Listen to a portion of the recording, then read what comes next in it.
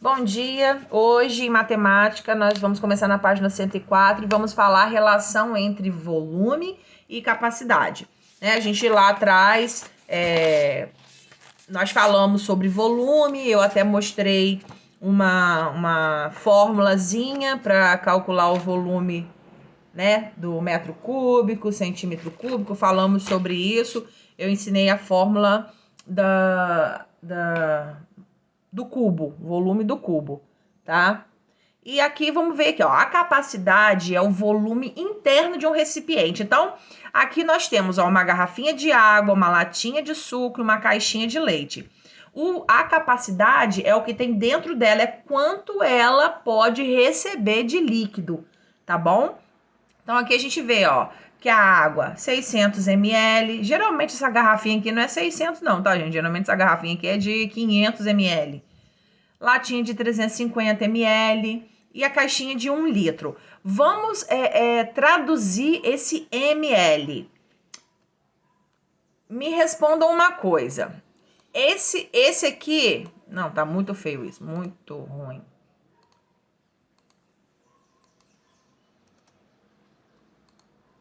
Vamos lá. Esse aqui, que letra é essa aqui? M. O M significa o quê? Em unidade de medida. Não. M? Muito bem. O M...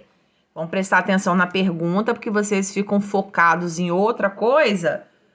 Então, vamos por parte. M é metro.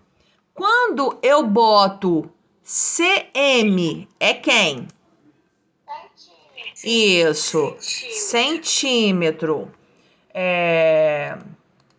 Quando eu boto km, eu tenho o quê? Quilômetro. Isso, quilômetro. Quando eu boto mm, não é aquele chocolate, mm. Eu quero chocolate, não. mm, isso, milímetro. Então, vocês podem observar uma particularidade aqui, ó. A unidade medida principal de comprimento é metro, tá vendo? E o restante a gente acopla algumas letrinhas e complementa. Se vocês olharem aqui, todas essas palavras terminam em metro. Lógico que ela modifica o som na hora de ler com o restante. Então, ó, o C, centímetro. O K, quilômetro. O M, milímetro. Porque o M de milímetro significa que é a milésima parte do metro. É como se eu pegasse 1 metro e dividisse em 1000 pedacinhos. O que é o centímetro? O centímetro vai ser a centésima parte do metro. Eu pegaria 1 metro e dividiria em 100. Por isso que a gente faz qual a comparação? A gente diz que 1 metro é igual a 100 centímetros. Eu digo também que 1 metro é igual a 1000 milímetros. Então, gente, por que eu estou falando disso aqui? Para a gente prestar atenção nessas primeirinhas partes aqui, ó, tá? Para a gente saber como que a gente vai ler a questão do litro. Então, se cm é centímetro, CL seria centilitro, porque o L é de litro, tá? E ml seria o quê? Se mm é milímetro, como que seria ml? Como é que eu faria a leitura do ml? Isso, ó. Vou botar aqui de novo, ó. mm é igual a milímetro. Agora, ml vai ser igual a mili de 1000, litro. Então, é mililitro. Ok? A mesma coisa se for... Olha, gente, a gente tem três... Vamos botar assim, basicamente, de principal, 3 unidades de medida. M, que é metro, que é a unidade de medida de comprimento. G, que é grama, unidade de medida para massa, peso. E L, que é litro, para unidade de medida de capacidade, de volume, são os líquidos, tá? Então, da mesma forma que eu leio as coisas do metro, eu vou ler as coisas do grama, tá? E vou ler as coisas do litro. Então, se eu tenho MM, ML e MG, como que eu faço a leitura? É parecida. MM vai ser milímetro, ml vai ser mililitro e mg vai ser miligrama. Assim como o cm, tá? cm, cl e cg. Cm eu leio centímetro, cl centilitro e cg centigrama. Lá no K vai ser quilômetro, quilolitro, quilograma, ok? O HM, HG e HL, hectograma, hectolitro, hectômetro, tá? O iniciozinho vai ser igual, só vai mudar o final. Quando for o final M de metro, L de litro e G de grama, tá? Então, vamos lá. Continuando aqui, ó. Você provavelmente já viu algumas medidas de capacidade, como litro, que a gente simboliza pelo L, e o mililitro por ml. E sabe que 1 litro equivale a 1000 mililitros. É aquele mesmo esquema que eu falei com você, tá?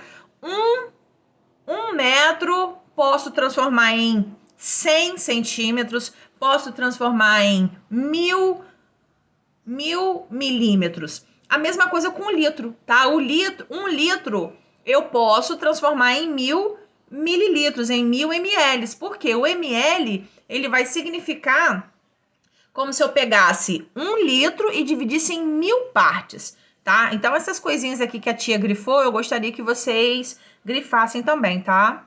Então a gente indica assim, ó, 1 L é igual a 1000 ml, 1 litro é igual a 1000 mililitros. Imagine uma pessoa enchendo de água uma caixa com o formato de um cubo com aresta medindo 1 decímetro. DM a gente lê decímetro. E aí a gente vai lembrar aqui uma coisa bem rapidinha, ó. Ali tá falando de volume. Volume do cubo é aresta vezes aresta vezes aresta. E lembra que a gente iria trocar as letras pelo número? E a gente sabe que o cubo tem todos os lados iguais. Então, aqui eu iria substituir os As pelo 1. Então, ficaria assim, ó. Volume é igual a 1 vezes 1 vezes 1. E qual seria o resultado aqui? Quem pode me dizer? 1 vezes 1 vezes 1. 1, exatamente, porque todo número multiplicado por 1 é igual a ele mesmo. 1 vezes 1, 1 vezes 1, 1. E aqui qual é a unidade de medida que tá aqui, ó? É o decímetro. Então, o resultado seria 1 decímetro cúbico. Relembrando que a gente já viu de cálculo de volume, tá? Então, vamos lá. Nessa caixa cabe exatamente 1 litro de água, ou seja, assim, colocando com a abreviação aqui, 1L. Assim, o volume de 1 decímetro cúbico, que a gente calculou ali agora, equivale à capacidade de 1 litro. Vamos fazer o seguinte, para não ficar tão perdidinho, aqui do ladinho a gente vai fazer aquele cálculo que eu acabei de fazer, tá? Aresta vezes aresta vezes aresta. Só um minutinho que aqui o coisa é igual a... Aí aqui embaixo, volume é igual a... Por favor, é para copiar, gente. 1 vezes 1. Volume é igual a 1 decímetro cúbico, porque a gente estava calculando aqui, ó. Por causa disso aqui, que a gente estava calculando o decímetro, tá bom?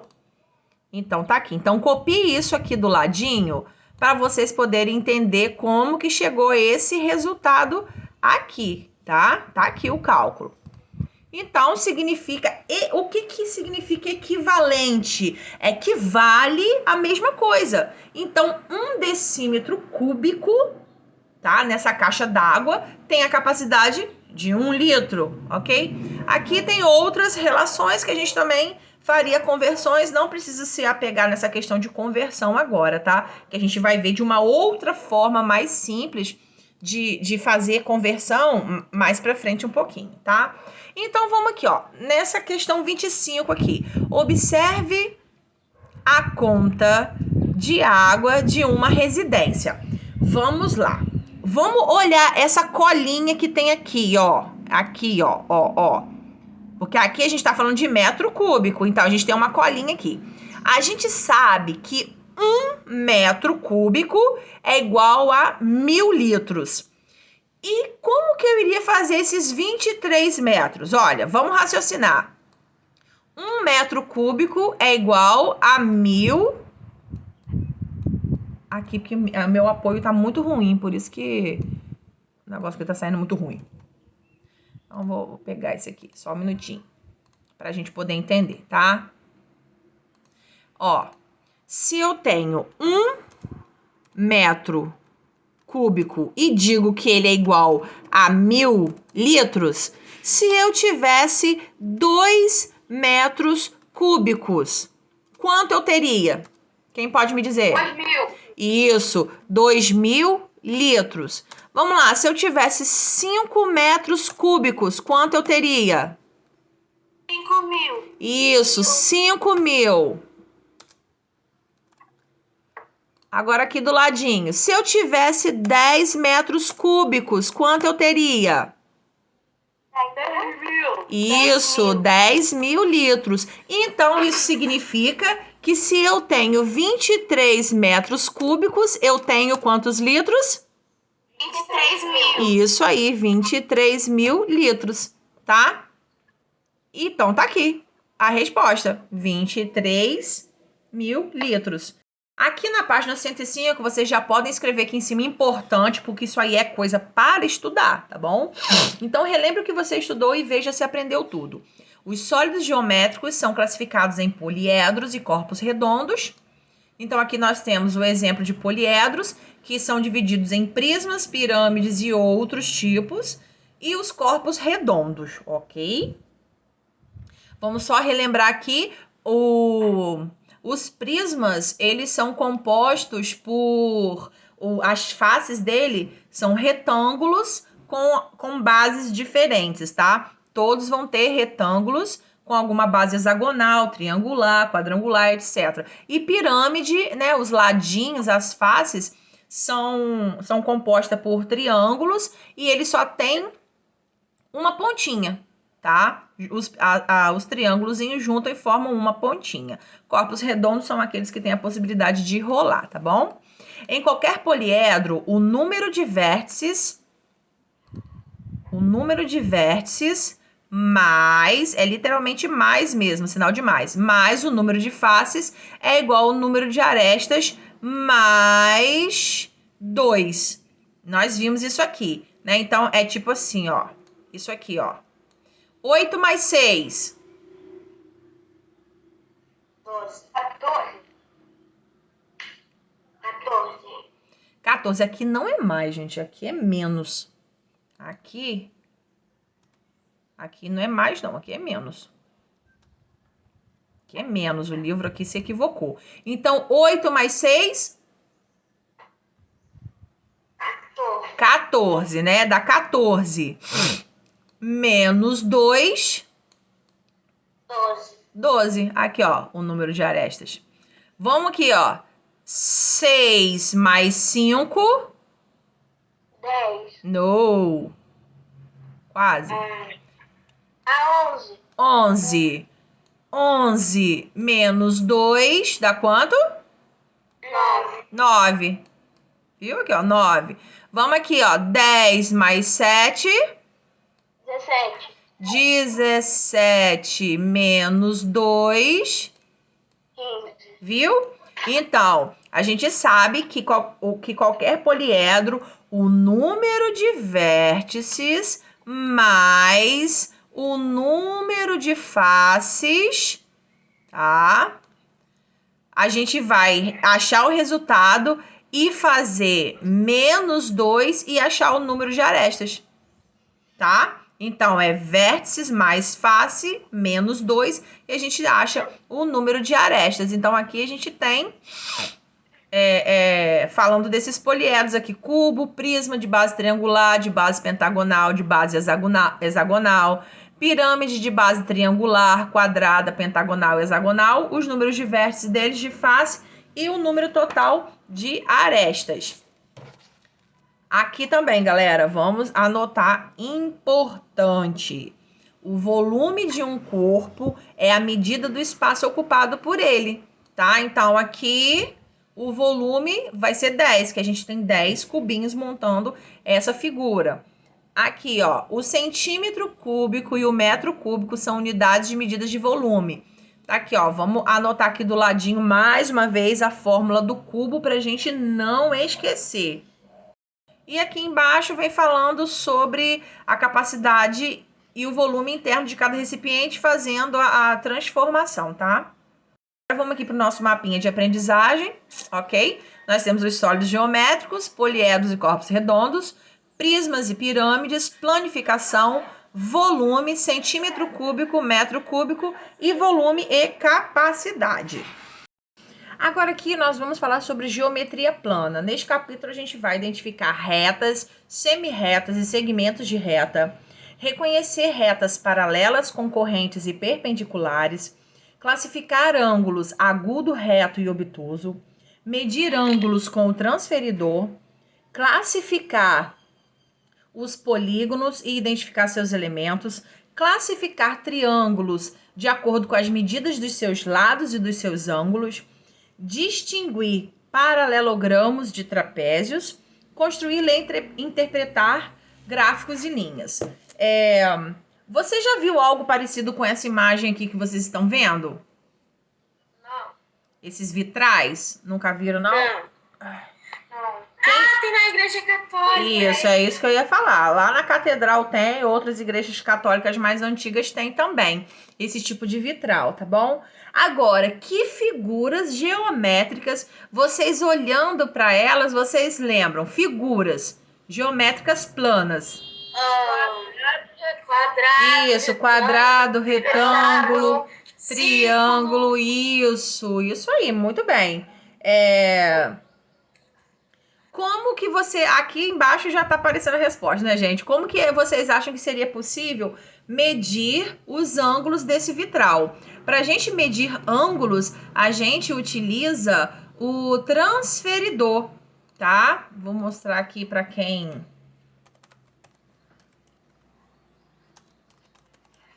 Para quem não sabe o que é um transferidor, eu vou mostrar aqui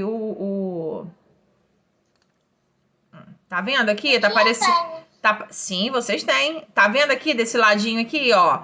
São vários modelinhos de transferidor, tá? Esses aqui são os transferidores e nós vamos utilizar para medir ângulos. No dia que a gente for estudar ângulos, eu vou precisar que vocês estejam com o transferidor em mãos, tá bom? Pra gente poder fazer a medição. Pediu, né? Sim, pediu isso. Bem, olha só, agora a gente vai falar sobre retas, semirretas e segmento de reta, tá bom? Aqui só para a gente dar uma pinceladinha, uma coisa delas não tem começo e não tem fim, outra tem começo, mas não tem fim, e a outra tem começo e tem fim, é um pedacinho daquela que é infinita para os dois lados, tá? Então isso a gente vai ver agora. Cauê e Ubiraci apostaram uma corrida com as canoas para ver quem chegaria primeiro ao ponto B partindo do ponto A. Quem você acha que fez o caminho mais curto? Cauê ou Ubiraci? Cauê, né? O menor caminho de um ponto ao outro é chamado de segmento de reta. e podemos representar um segmento de reta assim. Lembra que eu falei para vocês que tem uma coisinha que vai de um ponto ao outro, tem começo e tem fim? É o segmento de reta, tá? E ele vai ser representado assim, ó. Ele tem começo e tem fim. E a gente sempre coloca letras para poder representar. Então, como eu representaria esse segmento de reta? Eu diria que ele é PQ ou QP, tanto faz, tá? Não tem distinção aqui. E importantíssimo, nós utilizamos esse traço em cima, tá, das duas letras para indicar que isso é um segmento de reta. Mais para baixo vocês vão entender por quê, tá bom? Então, até aqui, ok? Eu poderia desenhar aqui um segmento de reta. Só um segundo, vamos botar aqui. Eu poderia desenhar um segmento de reta aqui.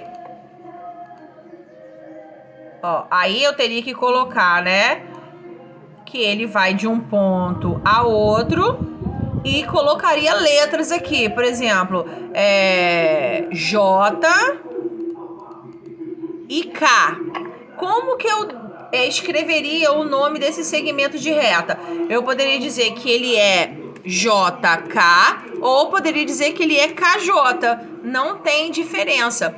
Só que o que eu não posso esquecer é de colocar sobre ele o tracinho, ó. O tracinho em cima dele é só um tracinho. Esse traço não tem nada, é só ele, para indicar que ele é um segmento de reta. Então, o segmento de reta, ele tem começo e tem fim. Ele é um pedacinho de alguma coisa. Então, tá aqui, ó. Os pontos P e Q são as extremidades, né? São as pontas desse segmento de reta. Ao prolongar o P e o Q indefinidamente nos dois sentidos, a gente obtém uma reta. Então, vamos olhar aqui. Esquece esse pontinho que tá aqui e esse pontinho que tá aqui, tá bom? Vou fazer aqui para vocês, ó. Ele é isso aqui, ó. Assim. E ele vai ter uma setinha nessa ponta e uma setinha nessa ponta.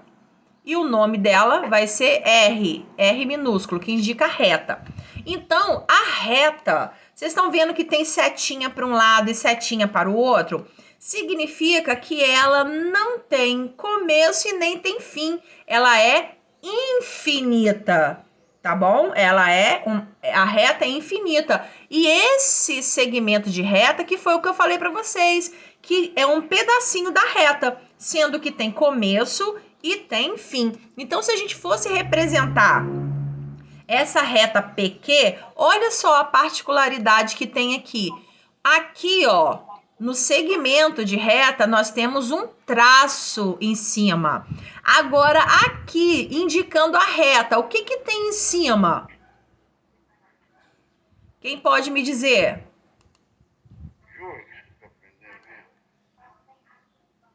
E aí, gente, por favor, vocês podem prestar atenção? É só olhar para cá. Olha aqui, ó. Em cima do segmento de reta PQ tem um traço. E agora aqui embaixo da reta PQ, o que que tem? Uma seta. Sim, na verdade é uma seta para os dois lados, correto? Indicando que ela não tem... Isso, indicando que ela não tem começo e não tem fim, igualzinho à reta. Dessa forma eu consigo identificar que dali eu estou falando sobre uma reta e não sobre um segmento de reta, tá bom? Então vamos aqui, ó. Agora, olha aqui o que eu falei sobre a semi-reta. Lembra que eu disse que uma coisinha tinha começo e fim, a outra coisinha não tinha começo e nem fim, e uma outra coisinha tinha um começo e não tinha fim, né? Ela parte de um ponto. Esse é o segmento de reta. Então, vou fazer aqui para vocês representando isso aqui, ó. Seria dessa forma aqui. Tá? Um minutinho, por favor. Ela parte de um ponto e vai pro infinito. Olha a setinha aqui. Pode ser de qualquer lado, tá, gente? Pode ser partir do ponto daqui e ir para lá. Pode partir o ponto ser daqui e vir para cá, entendeu? Pode ser, desde que ele esteja partindo de um ponto para o infinito, ele vai ser uma semi-reta. E vamos só recordar aqui, ó. o segmento de reta PQ tem um traço em cima.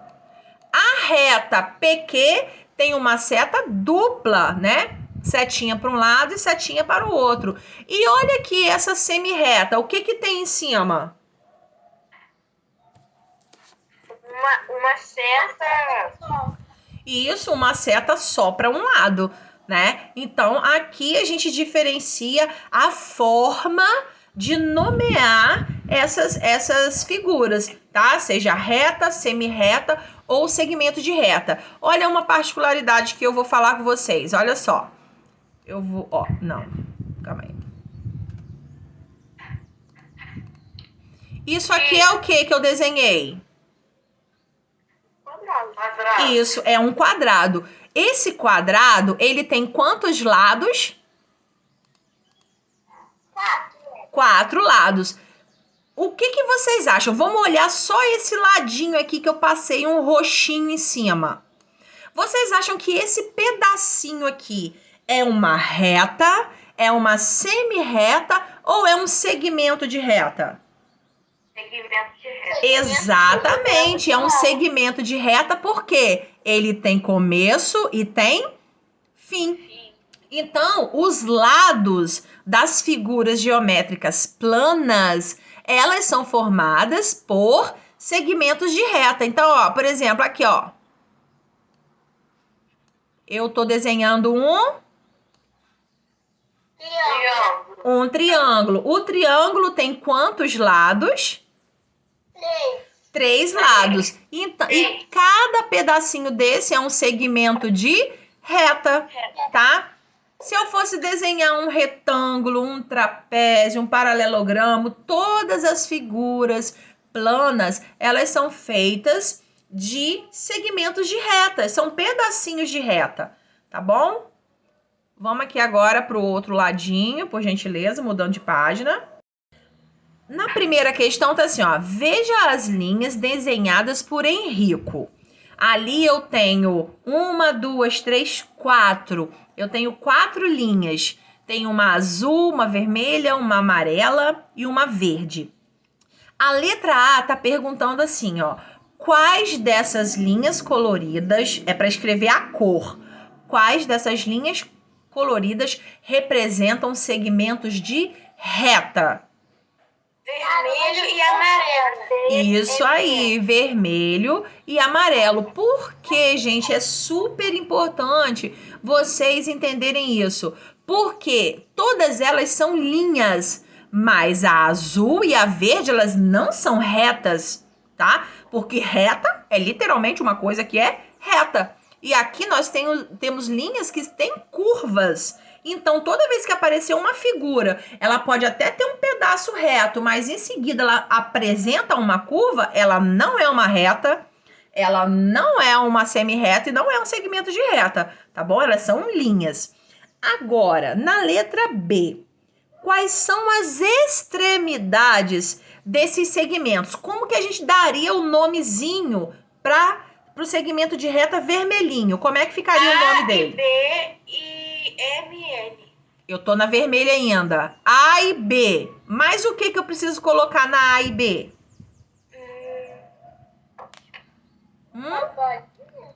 Não.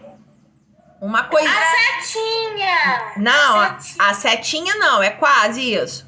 É um tracinho em cima. Um tracinho em cima. Isso aí. E como que fica o nomezinho da retinha amarela? Aqui, gente, da retinha amarela. MN ou NM. Isso, com o que em cima? Um tracinho. Isso aí, para indicar que ele é um segmento de reta. Agora, como representamos esses elementos? Então, tá aqui, tá? Aí aqui vocês vão colocar... Não precisa colocar esses parênteses não, tá? Vocês só vão botar assim, ó, AB, tracinho em cima, ou BA, tracinho em cima. Ponto e vírgula. MN, tracinho em cima, ou NM, tá? Só colocar isso. Agora aqui a número 2 pediu pra gente desenhar uma reta e uma semi-reta. Vamos lá, a reta, como que seria a reta? Ela partiria de um ponto até o outro, né? Teria começo e fim. Ela seria reta, sem curvas. Isso. Mas ela seria como? Ela partiria de um ponto até o outro, ela teria começo e fim. Ela não tem começo e nem fim, ou ela tem um começo e vai para o infinito? A reta. É o começo e o fim. Começo e fim. Mais alguém concorda? Começo e infinito. Começo e infinito. Bem, me disseram aí que tem começo e fim, outros me disseram que tem começo e vai para o infinito, mas alguém tem um pensamento diferente?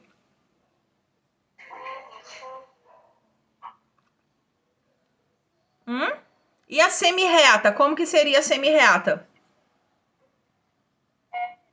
Seria começo e fim. Bem, vocês confundiram, tá? Vamos subir aqui.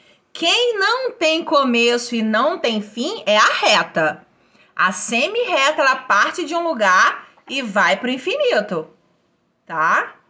O que tem começo e fim é um segmento de reta. A gente acabou de falar dele aqui de cima, ó. Olha o segmento de reta aqui. Segmento de reta são pedaços de reta, tá? E a reta, ela é como se fosse a mãe, não tem começo e não tem fim, tá? Ela é como se fosse a mamãe das semirretas e dos segmentos de reta. Ela não tem começo e não tem fim. O segmento tem começo e tem fim. E a semirreta parte de um ponto e vai para o infinito. E aqui vocês vão representar dessa forma, tá? Na terceira questão, tá pedindo assim, ó, marque um X nas afirmativas verdadeiras. Eu vou ler a frase e vocês vão me dizer se é verdadeiro ou falso, tá? É possível traçar infinitas retas partindo de um ponto. Por exemplo, vou explicar isso quer dizer o quê? Você pode fazer uma bolinha e dali puxar várias setinhas. Isso é verdade ou não é? Você pode desenhar um pontinho e desse pontinho puxar um monte de setinha? Sim. Sim, então essa primeira é verdadeira. Vamos para a segunda. A semirreta é parte, ela é um pedaço de um segmento de reta. Isso tá certo? Não, tá errada, porque o que é um pedaço é o segmento de reta, tá? Então essa não marca. E por último, um segmento de reta é uma parte de uma semirreta. E aí? Eu acho verdadeiro. É verdadeiro, porque o segmento de reta, assim como ele pode ser um pedaço de uma reta, ele pode ser um pedaço de uma semirreta também. Porque ele tem começo e tem fim, então ele só vai tirar um pedaço.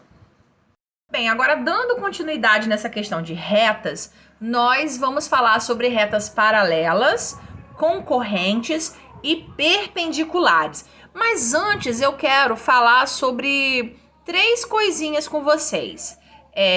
3 posições, tá? Só um minutinho. Me digam uma coisa, essa primeira reta aqui, ela tá em que posição? Horizontal. Exatamente, horizontal. E essa segunda aqui? Vertical. Vertical. E essas duas aqui?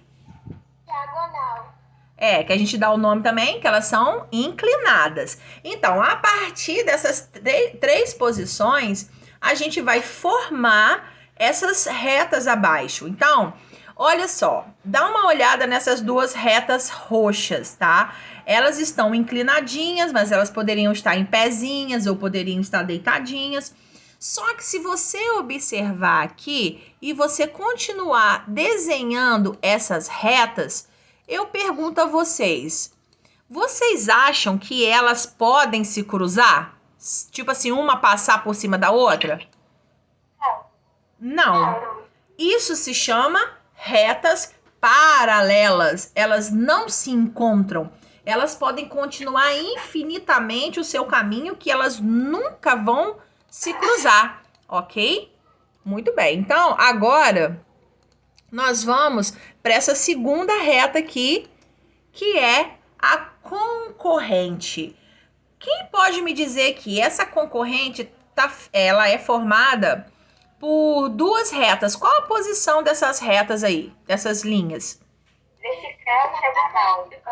Isso, ela tem, na verdade, ela não tá bem na vertical, não. Ela tá meio tortinha, mas ela poderia estar na vertical, sem problema nenhum. Então, as retinhas concorrentes, elas vão se cruzar, assim como as perpendiculares. Mas qual é a diferença entre a concorrente e a perpendicular?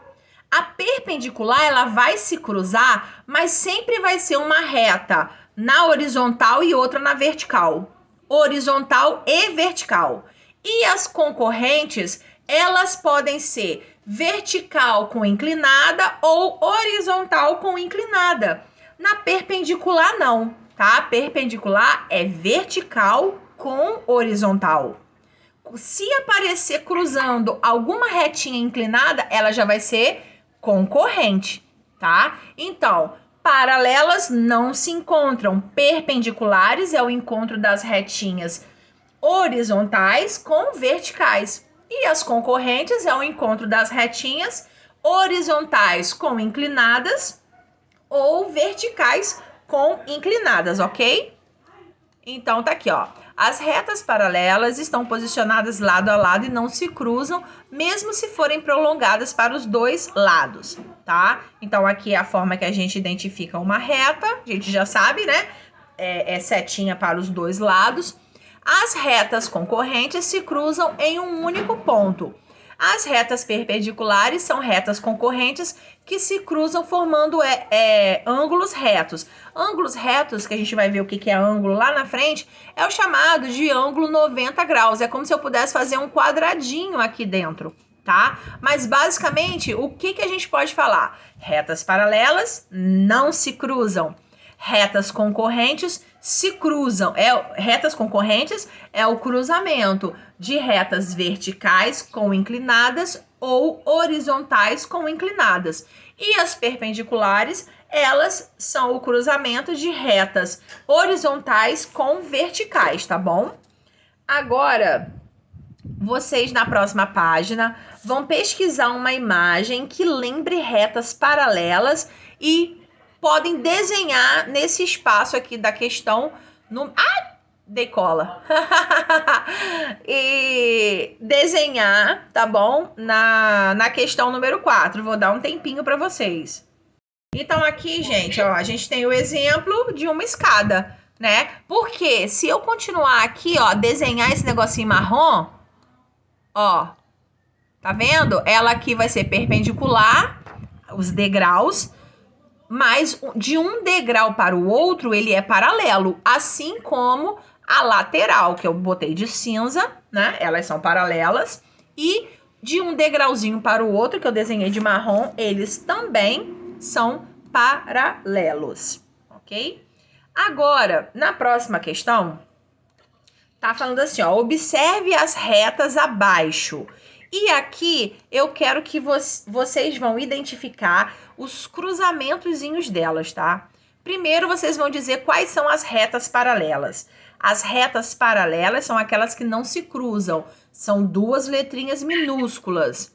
E depois vocês vão achar os pares de retas perpendiculares. São aquelas que se cruzam, mas que formam, né, tipo um sinalzinho de mais. Ela é vertical com horizontal.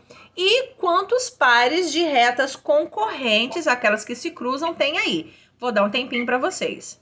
Então, vamos ver, gente. Quais são as retas paralelas? A gente pode olhar aqui que as retas que não se cruzam... Ai, tá roxo aqui. Deixa eu trocar de cor aqui.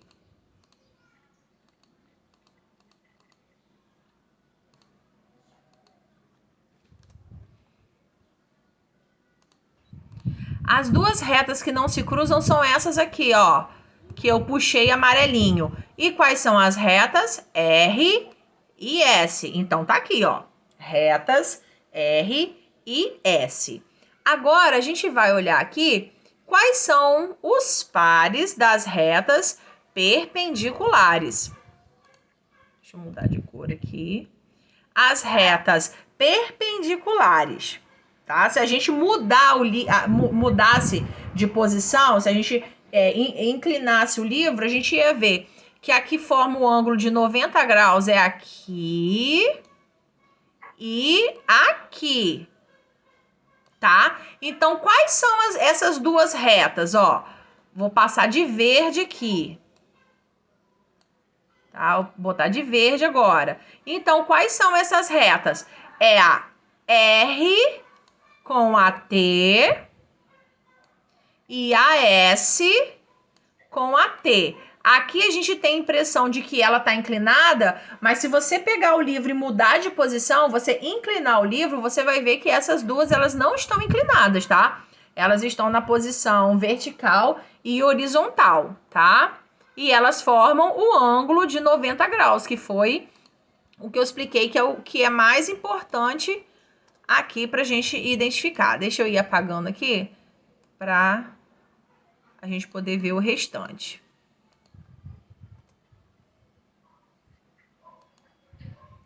Ok? Então, os pares são R e T, S e T. Agora, quantos pares de retas concorrentes nós temos?